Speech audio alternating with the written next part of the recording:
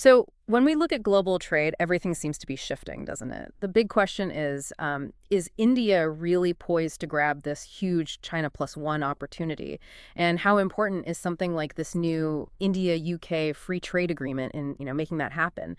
Our mission today in this deep dive is really to get into the sources you've shared. We want to pull out the key insights and figure out what this trade deal actually means, not just for India and the UK, but well, for global supply chains as a whole. It's more than just tariffs, right? It feels like it's about reshaping how the world does business. Exactly. And the source material we're looking at, it really underscores the potential here. A huge potential for India's exports, yes, but also critically, how it strategically places India right in the middle of this whole global supply chain diversification trend. It's a significant moment, no doubt. Okay, let's start with the really obvious win for India right away. This India-UK FTA gives what, 99% of Indian exports duty-free access to the UK market? Yeah. That's almost It everything. is. It's huge. So what's the real scale of opportunity? What kind of growth are we actually talking about? It's genuinely massive. The projections we're seeing in the sources.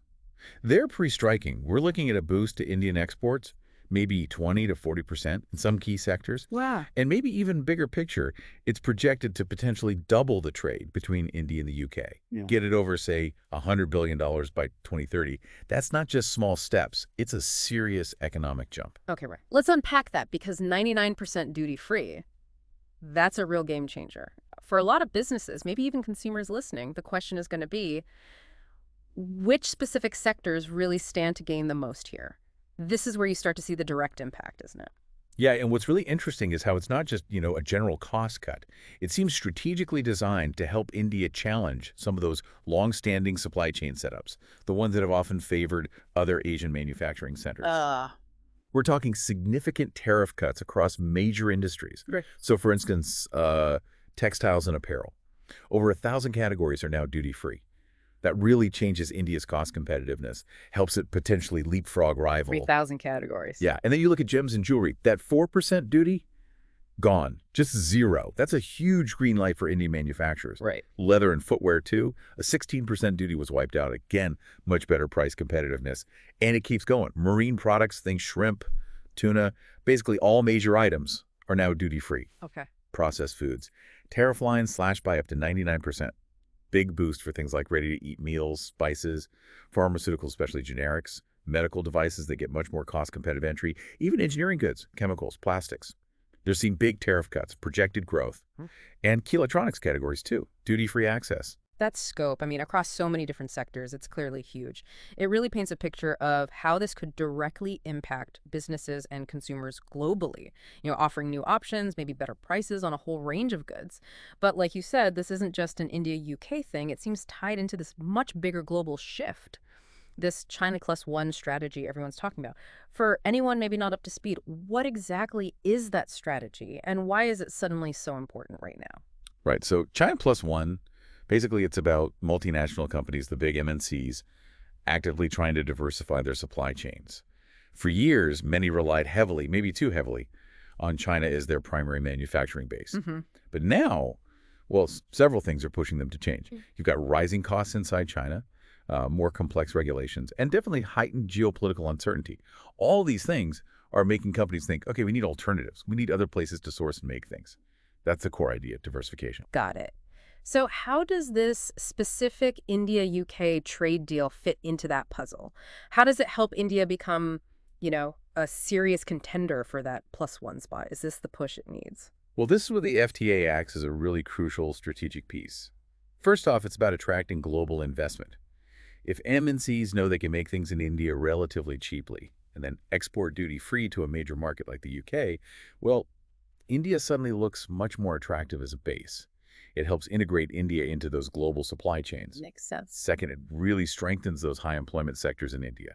Think textiles, leather, food processing areas that employ a lot of people. They can now realistically position themselves as viable alternatives to Chinese suppliers for buyers in the UK, maybe even Europe, who are looking to diversify. Okay. Third, it helps India move up the value chain. We're talking about boosting exports in engineering, pharma, electronics. It encourages global brands to not just source basic parts, but maybe do more complex procurement, even assembly in India as part of their China plus one move. Right, more value-added stuff. Exactly. Fourth, the UK can sort of act as a gateway to Europe for Indian exporters. That fits perfectly with the diversification goal. And finally, something really important, it helps smaller businesses get involved. The micro, small, and medium enterprises, MSMEs in India, lower duties, simpler processes. Hmm. It reduces the barriers for them to actually participate in these global supply chains. That really lays out the potential, doesn't it? Huge opportunity there. But potential is one thing.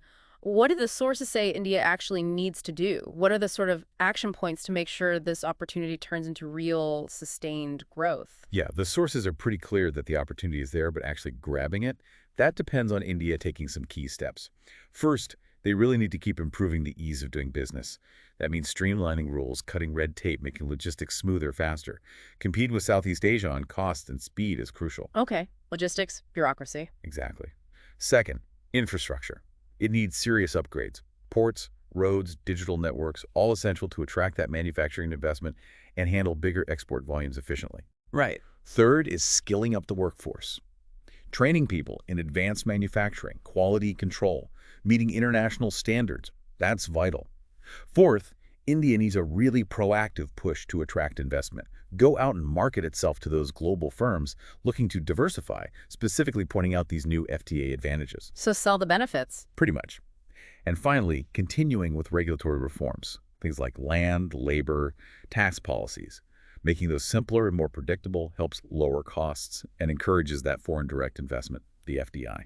That's a pretty clear to-do list. But, despite all this promise, there are always challenges, right? What hurdles might slow India down? Especially when you've got competitors like Vietnam or Malaysia also vying for that POTA plus one position. Oh, absolutely. That's a key point in the sources, too. While this MTA is a great tool, India's actual track record in capturing these China plus one shifts, well, it's still developing. Other countries, like you mentioned, Vietnam, Thailand, Malaysia, they have managed to grab a larger share so far. Why is that, mainly? Often it comes down to things like sometimes lower operating costs overall, maybe faster customs clearance, and perhaps just having more established, streamlined FTA frameworks already in place. So for India, the real challenge is the speed of implementation. Can they roll out these FTA benefits quickly? Can they offer incentive packages that are genuinely competitive? And can they keep pushing those infrastructure upgrades consistently? It really raises the question, how fast can India turn these policy wins into actual export growth on the ground?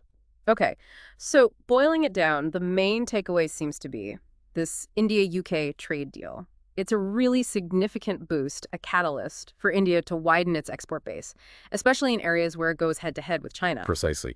If India can successfully align these domestic reforms, the ease of business, the infrastructure, the skills with the market access this FTA provides, then yes, it has a tremendous potential to really position itself as the preferred plus one destination for global companies looking for alternatives. Which leaves us with a really interesting thought to chew on, doesn't it?